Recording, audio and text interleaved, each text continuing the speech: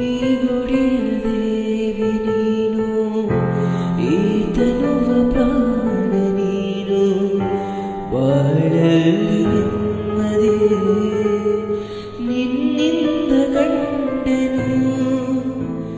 ನೀ ಅಳಲು ನೋಡಲಾರೆ, ನೀರದೆ ಬಾಳಲಾರೆ, ನನ್ನಲ್ಲಿ ಕೋಪವೇ ನಿನಗೆ ಬೇಡವೇ.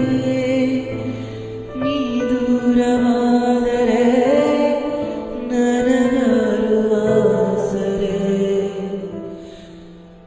ನೆರಳನು ಕಾಣದ ಲತೆಯಂತೆ ಬಿಸಿಲಿಗೆ ಬಾಳ